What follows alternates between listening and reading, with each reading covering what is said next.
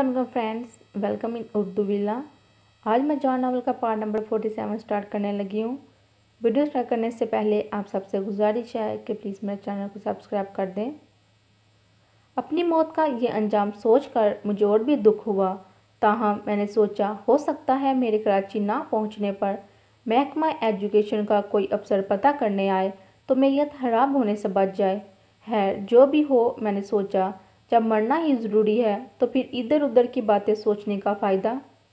फिर मैंने sleeping pills की शीशी खोलकर सारी गोलियां निकालकर हथेली पर रखकर एक नज़र उनको देखा, फिर गिलास की तरफ हाथ बढ़ाया ही था कि बेल बजी। हाथ मुंह तक ले जाते मैं हैरान होकर रुक गई और बेल के बाद दरवाज़ा भी ज़ोर ज़ोर से पीटा जाने लगा। तो मैंने सोचा हो सकता है शादाब हो, लेकिन क्लॉक की तरफ देखा तो 12:05 हो रहे थे। शादाब को आना होता तो वो 12 बजे से पहले आता। कौन हो सकता है ये? मैंने गिलास मेज़ पर रखा और गोलियां यूं ही हाथ में लिए बाहर आई।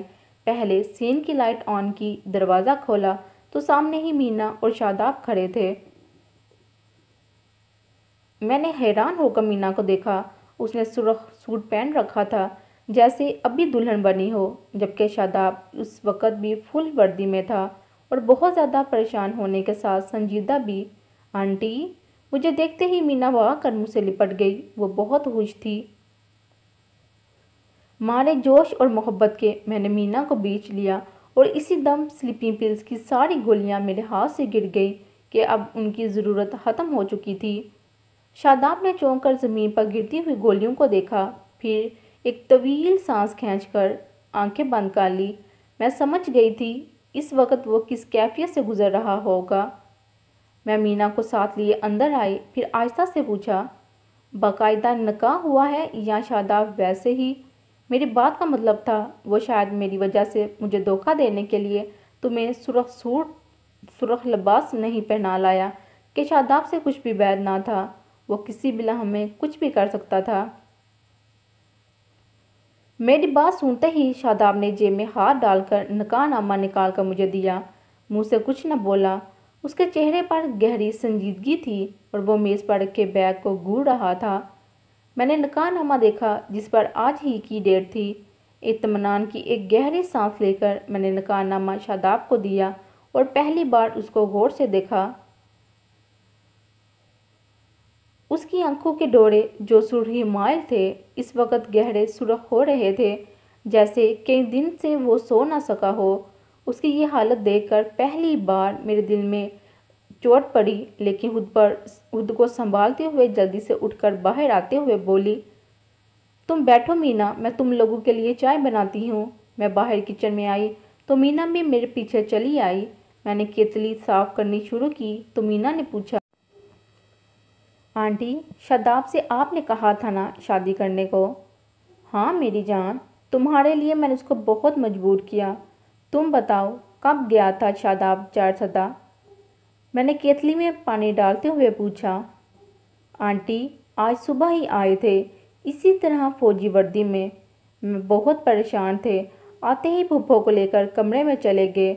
उस वक़्त अब्बू और सज्जाद भाई पे घर पर थे। थोड़ी देर बाद फूफो कमरे से बाहर आई और कहा, शादाब मीना से शादी करना चाहता है। अब्बू ने कहा, ठीक है कर देंगे, ये तो हमारी ख्वाहिश है। तब फूफो ने बताया, वो आज अभी और इसी वक्त निकाह करना चाहता है। ये कैसे हो सकता है? सज्जाद भाई ने कहा। तो फूफो ने कहा, होने को सब कुछ हो सकता है, लेकिन अब्बू और भाई ना माने। तब फूफो ने शादाब को समझाने की कोशिशें की तो वो बिगड़ गया और कहा, अम्मी, अगर आप चाहती हैं मैं मीना से शादी करूं तो ये शादी आज ही होगी, वरना फिर कभी नहीं होगी। तब फूफो बाहर आई और ना जाने कैसे रो रो कर अम्मी अब्बू को राज़ी किया और फिर उसी वक्त तैयारियां शुरू हो गई, जबकि शादाब खुद तो कमरे में बंद हो गए थे। 2 बजे तक निकाह की तैयारियां मुकम्मल हो चुकी थी। जल्दी में सिर्फ करीबी अहबाब को ही बुलाया जा सकता था। निकाह से पहले फूफो ने उनसे कहा, बेटा जल्दी से वर्दी उतार कर सूट पहन लो। क्यों? انہوں نے کرہت لہجے میں کہا۔ کیوں؟ اب نکاح اس وردی میں کرو گے؟ پھپھو نے غصے سے کہا۔ کہاں لکھا ہے کہ وردی پہن کر نکاح نہیں ہو سکتا؟ شاداب نے بھی غصے سے جواب دیا۔ بیٹا، ایک چیز شگون بھی ہوتا ہے۔ تمہاری خاطر سجاد ابھی سوٹ تیار کروا کر لایا ہے۔ تب سجاد نے جھنجھلا کر کہا، آپ کو یہاں شگون کی پڑی ہے اور مجھے اپنی جان کی؟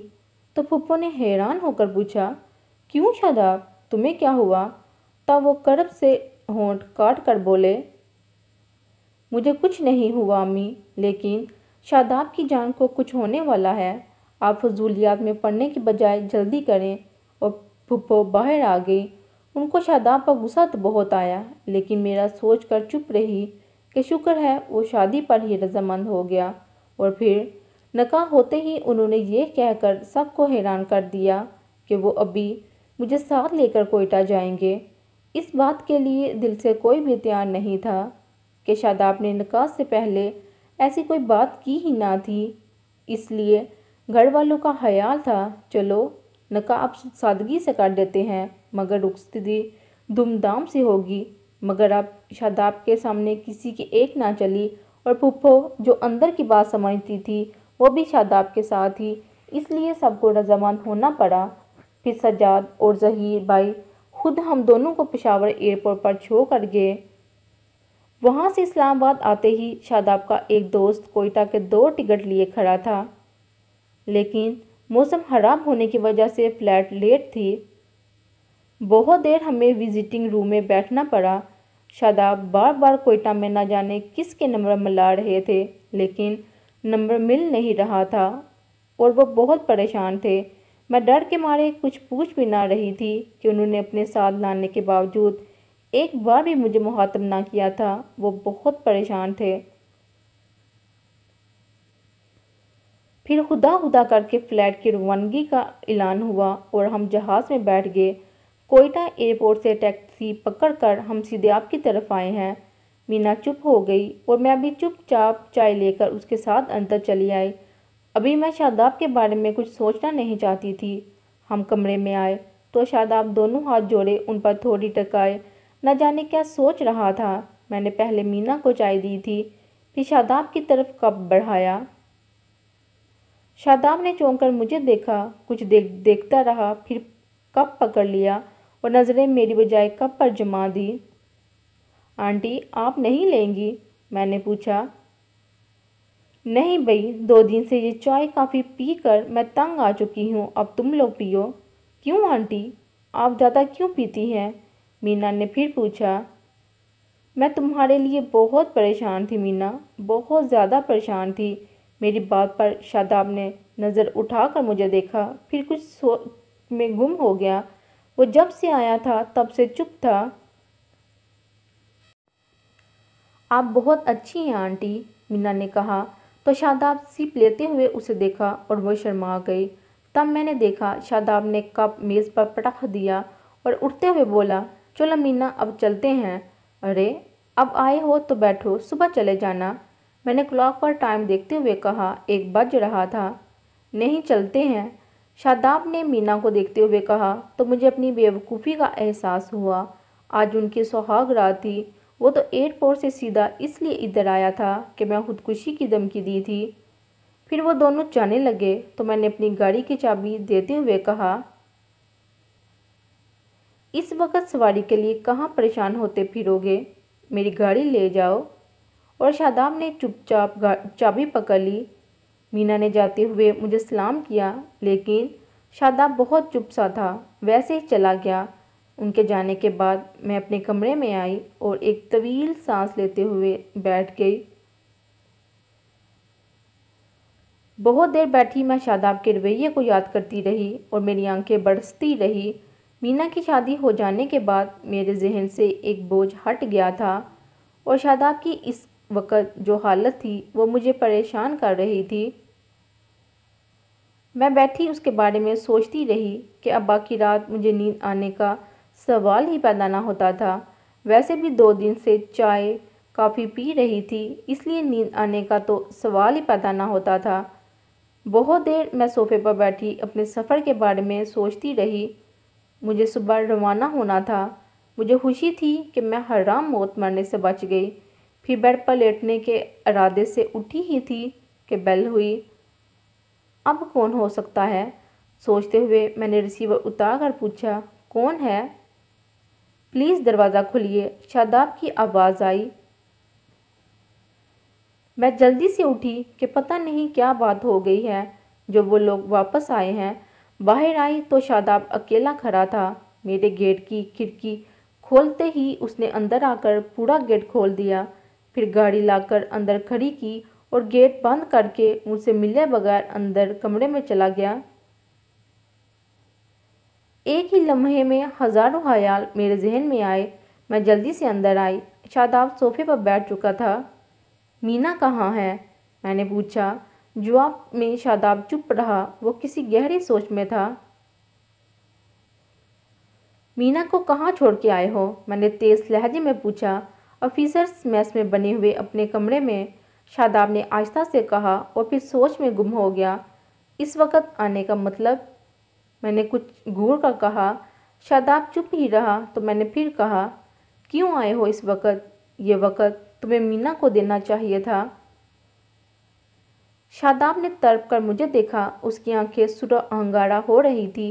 वो कुछ देर मुझे देखता रहा, फिर कहा, मेरी वजह से ये जो 3-4 दिन आपको ज़हनी टेंशन हुई, उसके लिए माफ़ी चाहता हूँ। मैं नहीं जानता था मीना के लिए आप इस हद तक जा सकती हैं। दरअसल कोर कमांडर कॉन्फ्रेंस की शिरकत के लिए मैं 4 रोज़ के लिए रावलपिंडी गया हुआ था। कल रात ही वापस कोयटा आया था और सुबह ऑफिस जाते ही आपका हाथ मिला। वो खामोश होकर थोड़ी देर कुछ सोचता रहा, फिर कहा, और मेरा ख्याल है हाथ वक्त पर ही मिल गया। ये आप जिस तरह मीना के लिए परेशान थी, काश कभी मेरे लिए भी परेशान होती तो मामला यहाँ तक कभी ना आता। काश इस तरह की तवज्जो आप कभी मुझे दे पाती। वो हसरतज़दा लहजे में कह रहा था। मैं चुप बैठी सुन रही थी और शादाब कह रहा था, हाथ मिलते ही मैं आपकी तरफ आया। हालांकि आपने मुझे आने से मना किया था, लेकिन मैं फिर भी चला आया।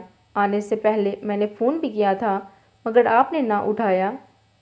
मजबूरन आना पड़ा। मैं आपको ये बताना चाहता था कि दूर का मसला है, हो सकता है देर हो जाए आने में। लेकिन जब मैं यहाँ आया तो आप नहीं मिली और मैंने ये सोचकर आपका इंतज़ार नहीं किया कि पता नहीं आप कहीं गई हैं, कब वापस होंगी। फ़ौरन पहली बार अपनी फ़ौजी ज़िंदगी का फ़ायदा उठाने का फ़ैसला किया। लेकिन इत्तेफाक से एक हेलीकॉप्टर पेशावर जा रहा था। मैं भी उसी हेलीकॉप्टर में चला गया और फिर वहाँ से एक दोस्त मुझे चारसदा छोड़ आया। मैं बहुत जल्द आपके पास वापस आना चाहता था, लेकिन इस्लामाबाद में मौसम ख़राब होने की वजह से फ़्लाइट लेट हो गई। फिर आपसे फ़ोन पर रब्ता करना चाहा, वो भी ना हो सका। वो चुप हो गया। फिर थोड़ी देर बाद मुझे देखते हुए बोला, ये गुज़रते लम्हे मुझ पर जिस तरह गुज़रे, उनकी अज़ियत मैं बयान नहीं कर सकता।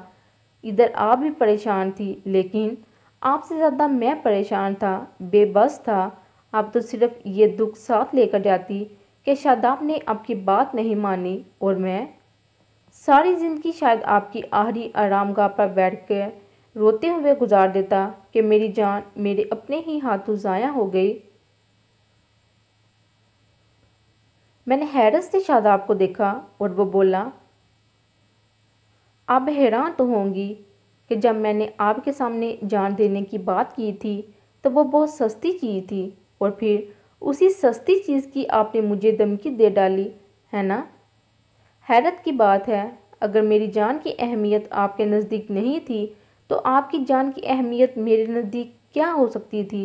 लेकिन नहीं, शादाब की अपनी अहमियत नहीं थी, मगर आप तो, हाँ, शादाब की जान तो आप थी, और इसी जान की अहमियत और कदरों कीमत सिर्फ शादाब ही जानता है। आपके दिल में मेरे लिए मोहब्बत ना जा सकी, कोई नरम जज्बा पैदा ना हो सका। न जाने क्यों मेरी हालत तो आज भी दीवानों जैसी है। मैं शादाब खान अफरीदी, जिसने 16 साल की उम्र में आपसे मोहब्बत की, अपनी ज़िंदगी की आखिरी सांस तक करेगा। وہ یہ کیسے گوارا کر سکتا تھا کہ محض اس کی وجہ سے اس کی اپنی جان چلی جائے، اس کو دائمی جدائی دے کر۔ میں نے اپنی قسم توڑ دی، میں سب کچھ بھول گیا۔ شاداب نے کرب سے آنکھیں بند کر لی اور نمناک لہجے میں کہا، اس لیے کہ میری قسم کا تعلق آپ کی زندگی سے تھا۔ جب آپ نہ رہتی تو پھر اس قسم کا کیا ہوتا؟ میں آپ کی جدائی برداشت کر سکتا ہوں، آپ سے دور رہ سکتا ہوں، لیکن آپ کی موت میرے لیے ناقابل برداشت تھی، اور میں نے محبت کی ہے۔ میں نے کچھ بھی کیا ہو، آپ نے کچھ بھی کیا ہو، لیکن یہ محبت میرے دل سے نہیں نکلتی۔ درد میرے دل سے جدا ہونے کو تیار نہیں۔ حالانکہ اس درد کو ختم کرنے کے لیے میں نے بہت سی عورتوں سے دوستی کی، بہت چاہا آپ کو بھول جاؤں، مگر آپ کو بھولنا اب میرے اختیار میں نہیں۔ میں جتنا آپ کو بھولنے کی کوشش کرتا ہوں، آپ اس سے بھی زیادہ شدت کے ساتھ مجھے یاد آتی ہیں۔ میں آپ کو نہیں بھول سکتا اور آپ سے نفرت نہیں کر سکتا۔ آپ یقین کریں، اس معاملے میں بہت مجبور ہوں، بہت مجبور۔ شاداب دونوں ہاتھوں سے سر تھام کر صوفے کی پشت سے ٹک گیا، وہ کچھ زیادہ ہی بے تاب تھا۔ میں اس کو دیکھتی رہی۔ پہلی بار مجھے اس پر ترس آیا، اور پھر اچانک ہی وہ جذبہ میرے دل میں جاگ اٹھا جسے بہت پہلے جاگ جانا چاہیے تھا۔ میں نے شاداب کی طرف دیکھا، وہ ابھی تک ویسے ہی بیٹھا تھا۔ مجھے اس کی یہ حالت دیکھ کر بہت دکھ ہوا اور بے ساہتا اس پر ڈھیروں پیار آ گیا، وہی پیار جو ایک عورت اپنے مرد سے کرتی ہے۔ تھی نہ حیرت کی بات؟ لیکن اس وقت سامنے بیٹھا یہ دکھی سا شاداب اپنی تمام تر محبت کے ساتھ میرے دل میں اتر رہا تھا، اور میں بنا پلکے جھپکے اس کو دیکھ رہی تھی اور سوچ رہی تھی، میں نے اس کو کتنا ذلیل کیا تھا، کتنا برا کہا تھا، یہاں تک کہ جب اس نے مرنے کی دھمکی دی تو میں نے پرواہ نہ کی، لیکن وہ میری موت برداشت نہیں کر سکتا تھا، اس لیے اس نے اپنی قسم بھی توڑ دی تھی۔ اس نے مینا یا دوسری عورتوں کے ساتھ جو کچھ بھی کیا، محض میری ضد میں، مجھے جلانے کے لیے۔ شاید اس طرح میں مان جاؤں، مگر میں عمر کے فرق کو بھولتی تو اپنا بانجھ پن یاد آ جاتا، اس کو بھولتی تو اپنی نحوست یاد آ جاتی، پھر ایسے میں کرتی بھی تو کیا؟ شاداب نے کہا تھا، کاش مینا کی طرح آپ کبھی میرے لیے بھی پریشان ہوتی، اور اس وقت میں اس کے لیے بہت پریشان ہو رہی تھی۔